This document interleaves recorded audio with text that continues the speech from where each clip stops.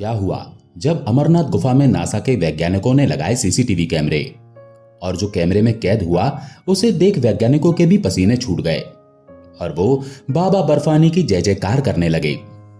दोस्तों, कश्मीर की वादियों और हिमालय की बर्फीली चट्टानों के बीच एक ऐसी गुफा है जहां हर साल चमत्कार जन्म लेता है, जहां की हवा भी हर पल ओम नमः शिवाय मंत्र का जाप करती है, जहां एक बार अगर कोई चला गया तो कभी भी वहां से खाली नहीं लौटा, या तो भक्त बनकर लौटा या फिर हमेशा के लिए शिव का हो गया। यहां हजारों सालों से भक्त निरंतर हर वर्ष चलते चले जा रहे हैं, बर्फ में, तूफान में, मौत के डर में, लेकिन उनकी मंजिल सिर्फ एक है और वो है शिव को पाने की, शिव के दर्शन करने की। अमरनाथ ये सिर्फ एक नाम नहीं है, ये स्वयं मृत्यु पर विजय पाने की घोषणा है। अमरनाथ धाम, जहां पर भगवान शिव ने माता पार्वती को अमरता का ज्ञान दिया था। महर्षि कश्यप की इस नगरी में पग पग पर आतंकवाद का खतरा है तो कभी प्राकृतिक आपदाओं का खतरा है। ठंडी हवाएं, दुर्गम रास्ते, लेकिन मन में सिर्फ शिव को पाने का जुनून लिए हजारों नहीं बल्कि लाखों भक्त हर वर्ष बाबा बर्फानी के दर्शन के लिए उमड़ते हैं।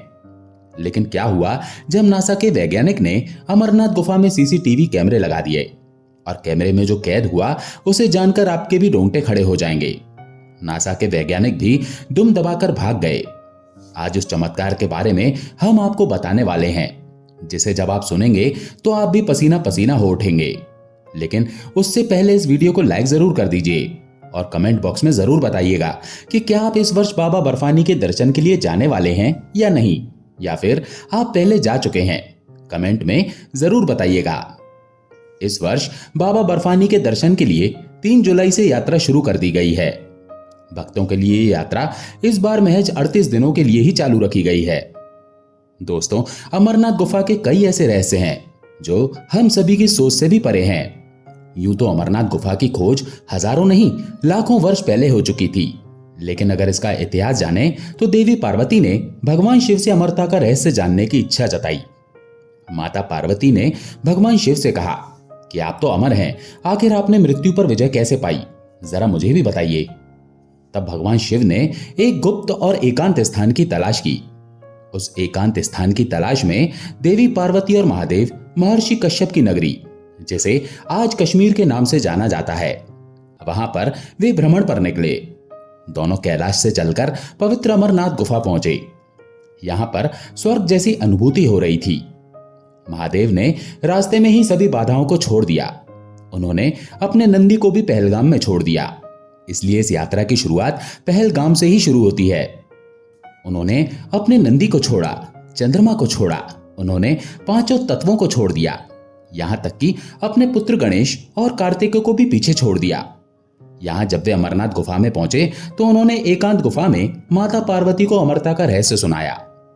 अपने शरीर से 5 तत्वों को त्यागने के बाद भी वहां पर कोई था जो ये कथा सुन रहा था, और वो था एक कबूतर का जोड़ा। जब महादेव माता पार्वती को कथा सुना रहे थे तो उस कबूतर ने भी वो कथा सुन ली और वो कबूतर का जोड़ा भी हमेशा के लिए अमर हो गया। और माना जाता है कि आज भी वो कबूतर का जोड़ा वहां उपस्थित है, और जो भक्त सच्चे मन से, सच्ची श्रद्धा से बाबा बर्फानी के दर्शन करने के लिए जाता है तो वो अमर कबूतर का जोड़ा उस भक्त को भी दर्शन देता है।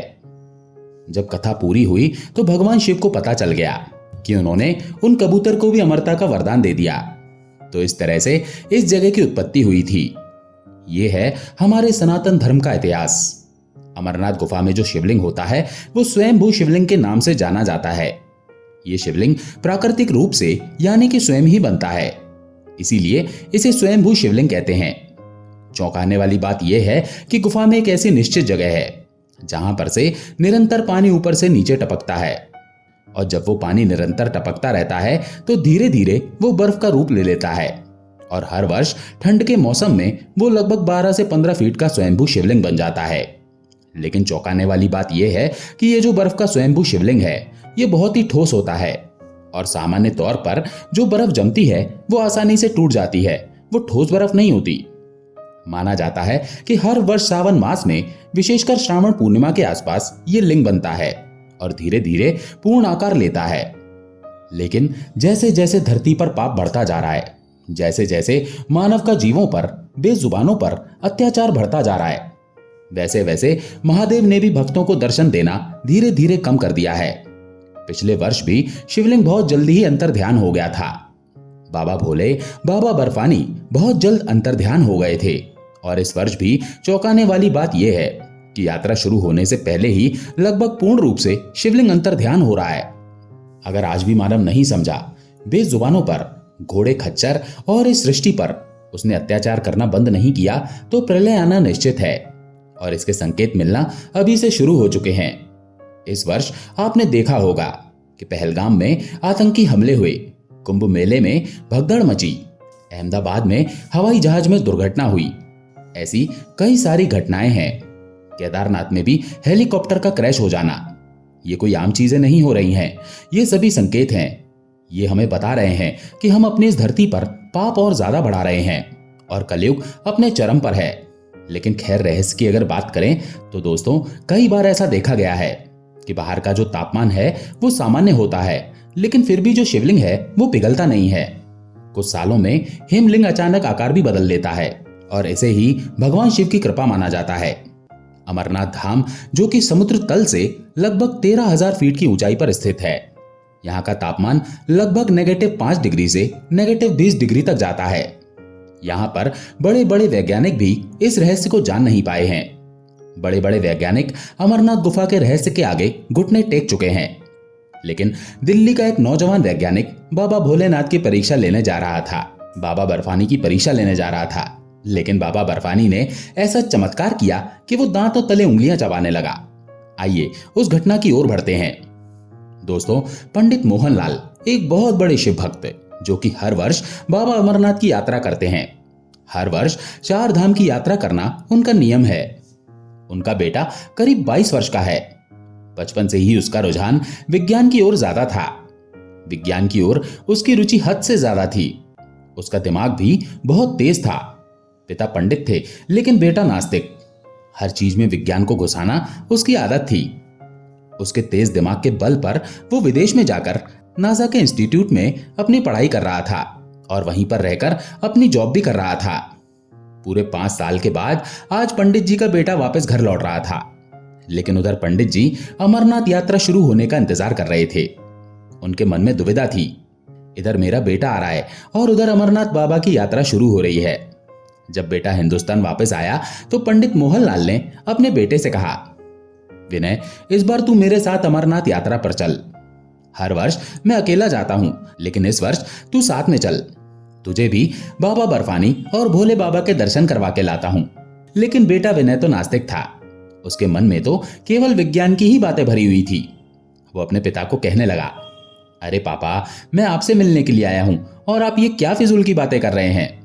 मुझे इन सभी भगवान में और तीर्थ स्थानों में विश्वास नहीं है। अगर आपको जाना है तो आप जाइए। ये बात सुनकर पंडित जी को बहुत गुस्सा आया। पंडित जी ने कहा, ये कैसी बातें कर रहा है तू? एक पंडित का बेटा होकर ऐसी बातें करता है? तो विनय अपने पिता से बहस करने लगा और विज्ञान के तर्क बताने लगा और कहने लगा, भगवान कुछ भी नहीं होते हैं। क्या है अमरनाथ गुफा में?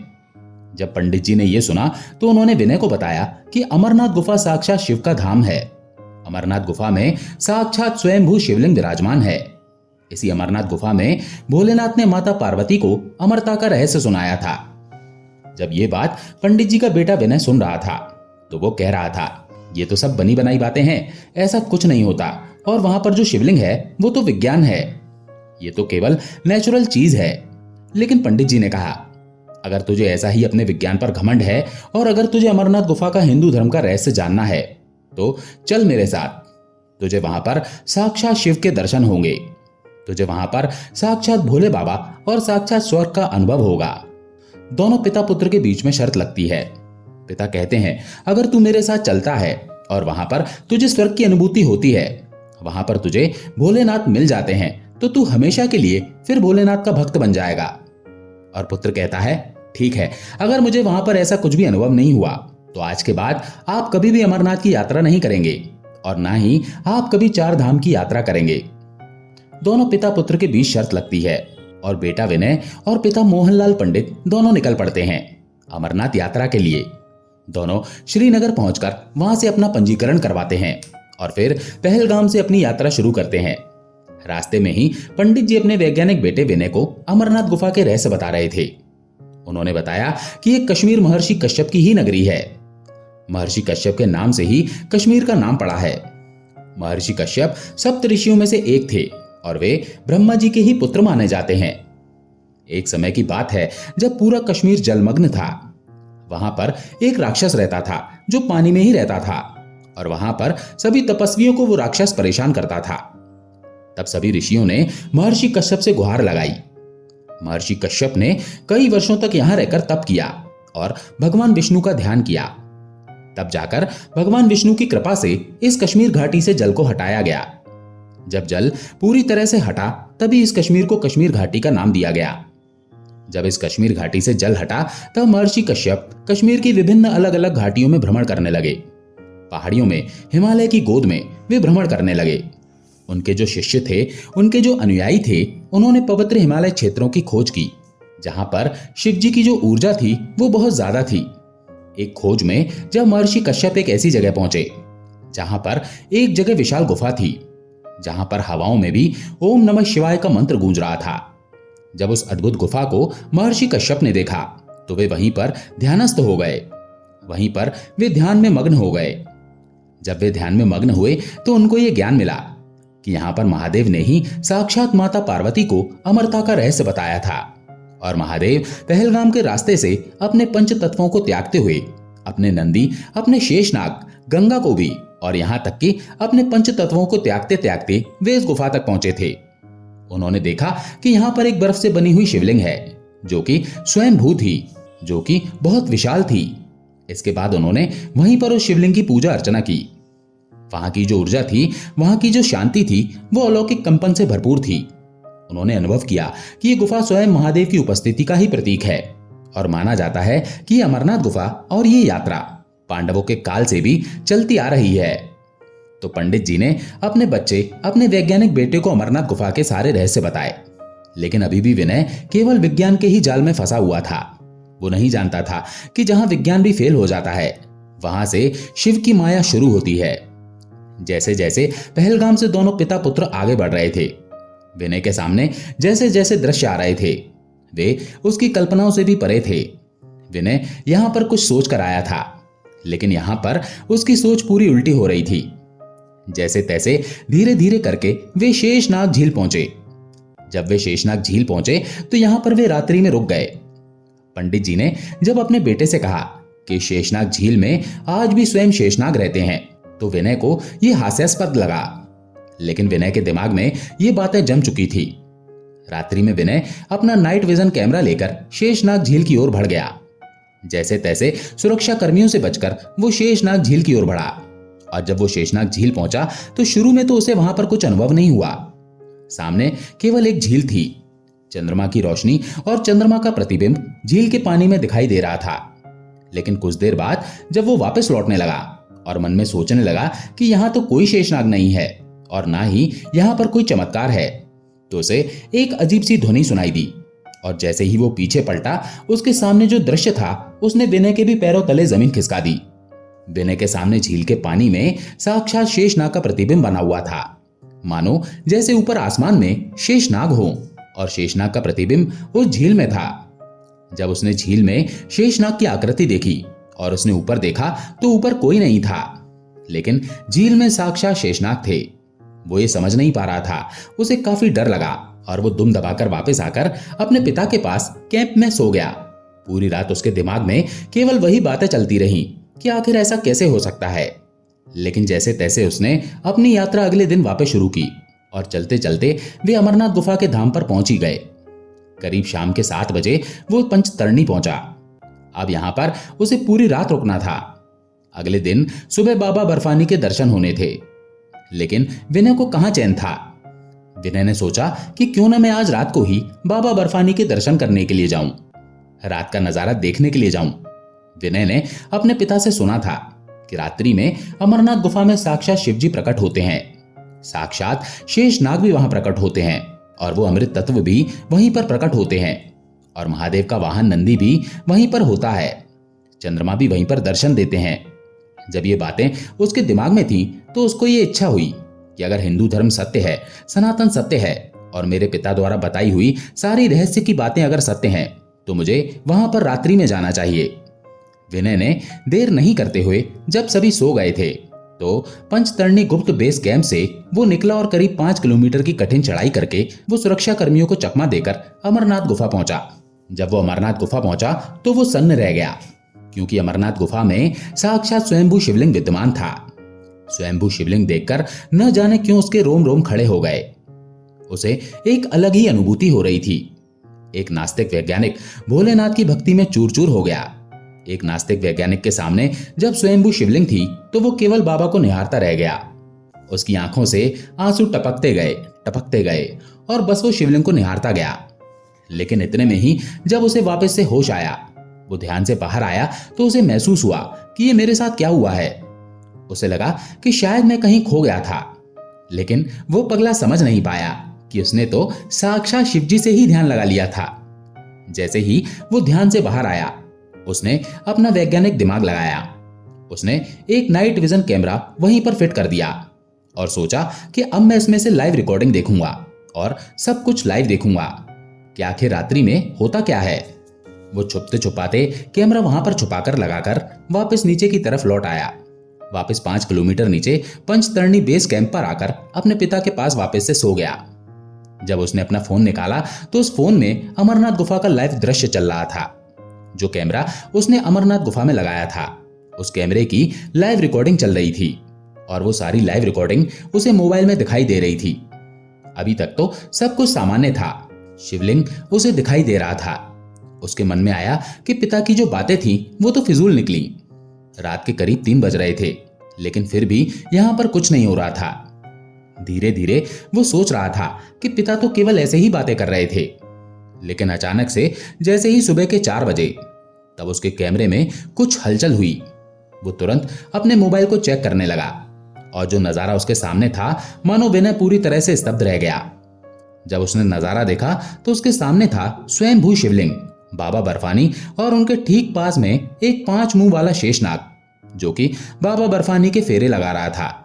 और वहीं ठीक नीचे एक अमर कबूतर का जोड़ा था जो आपस में ही खेल रहे थे। और जब धीरे से देखा तो पीछे नंदी देव भी खड़े हुए थे। विनय समझ नहीं पा रहा था कि ये क्या है। ये तो साक्षात चमत्कार है, ये तो साक्षात शिव है। पास में देखा तो एक हल्की सी धारा बह रही थी और जब ऊपर देखा तो चंद्रमा स्वयं विराजमान थे। वो समझ चुका था कि ये तो साक्षात महादेव हैं, ये तो साक्षात शिव शंभू हैं। करीब 2 से 3 मिनट की ये रिकॉर्डिंग चलती रही और उसके बाद अचानक से ही ये सब कुछ खत्म हो गया और मोबाइल में पूरी तरह से रिकॉर्डिंग बंद हो गई। विनय समझ नहीं पाया कि आखिर रिकॉर्डिंग कैसे बंद हुई। अचानक से रिकॉर्डिंग कैसे बंद हो सकती है। विनय के दिमाग में बहुत सारी बातें चलती रहीं। जब विनय सुबह अपने पिता के साथ दर्शन करने के लिए पहुंचा तो वो भी हर हर महादेव के नारे लगा रहा था, बाबा बर्फानी के जयकारे लगा रहा था। उसके पिता समझ नहीं पा रहे थे कि आखिर मेरे बेटे को क्या हो गया। आखिर मेरा नास्तिक बेटा हर हर महादेव के नारे कैसे लगा सकता है। लेकिन आज तो उनके बेटे का अलग ही रूप था। वो महादेव के नारे लगाते हुए बाबा बर्फानी के दर्शन करने के लिए पहुंचा। जब वो बाबा बर्फानी के दर्शन के लिए पहुंचा तो वापस से फूट फूट कर रोने लगा। इतना रोया कि उसके पिता भी दंग रह गए। सभी लोग केवल विनय को देखे जा रहे थे। आखिर ये कैसी भक्ति है? आखिर ये नौजवान इतना क्यों रो रहा है? इतनी भक्ति आखिर किसी इंसान में कैसे हो सकती है? जबकि वो तो एक अज्ञानी था, जबकि वो तो एक नास्तिक था। आखिर फिर इतना क्यों रो रहा है? वो रोता रहा और फिर जब होश आया तो उसने वो जो कैमरा वहां पर छुपा रखा था, वहां पर उस कैमरे की तलाश की तो वो कैमरा भी वहीं पर था। जब वो वापस नीचे आया तो उसने उस कैमरे की सारी रिकॉर्डिंग देखनी चाहिए, लेकिन उस कैमरे में कोई रिकॉर्डिंग ही नहीं थी। शुरू से लेकर अंत तक कोई रिकॉर्डिंग फाइल नहीं थी, मानो जैसे वो रिकॉर्डिंग के लिए चालू किया ही नहीं गया हो। उसके अंदर कोई फाइल ही नहीं बनी थी। विनय चौंक गया। आखिर ये कैसे हो सकता है? रात्रि में तो मैं पूरा लाइव रिकॉर्डिंग देख रहा था और सुबह तो कोई रिकॉर्डिंग ही नहीं है। क्या ये मेरा भ्रम है? उसे समझ नहीं आ रहा था। जब उसने ये सारी बातें, शेषनाग झील पर हुआ चमत्कार और बाबा बर्फानी के यहाँ हुआ चमत्कार अपने पिता को बताया तो उसके पिता ने कहा, वो तो भोले हैं, वो तो शिव शंभू हैं। उन्होंने साक्षात तुझे दर्शन दिए हैं। जरूर तूने पिछले जन्म में कोई खास पुण्य किए होंगे। जरूर तू पिछले जन्म में कोई खास इंसान रहा होगा। तभी इस जन्म में जब तू भोले की परीक्षा लेने आया, जब तू साक्षात देवादिदेव महादेव की परीक्षा लेने आया, तो उन्होंने ही तुझे दर्शन दे दिए। तो ये बहुत बड़ी बात है। इसके बाद से फिर क्या था, उसके पिता शर्त जीत गए। वो महादेव का भक्त हो गया। इसके बाद से उसने अपनी वैज्ञानिक की नौकरी छोड़ दी और वो एक सनातनी पुजारी बन गया। उसने हर वर्ष अमरनाथ के दर्शन करने का निश्चय किया। केदारनाथ धाम, बद्री धाम, गंगोत्री, यमुनोत्री, उसके बाद 12 ज्योतिर्लिंग, सबके दर्शन करने की ठान ली। वो समझ चुका था कि महादेव ही अंत है, महादेव ही शुरुआत है, महादेव ही कण कण में विराजमान है। वो समझ चुका था महादेव के आगे कुछ नहीं, महादेव ही सत्य और महादेव ही अनंत हैं। वो ये समझ चुका था। तो दोस्तों, इस घटना को लेकर आपके क्या विचार हैं? क्या विनय को सच में महादेव ने दर्शन दिए हैं? क्या ये सच है? क्या विनय को सपना आया? क्या विनय को एक भ्रम हुआ? कमेंट में जरूर बताइएगा। आशा है ये कहानी आपको पसंद आई होगी। अगर पसंद आई हो तो वीडियो को लाइक करके कमेंट में ओम नमः शिवाय जरूर लिखें। चैनल पर अगर पहली बार आए हैं तो चैनल को सब्सक्राइब जरूर करें। ओम नमः शिवाय।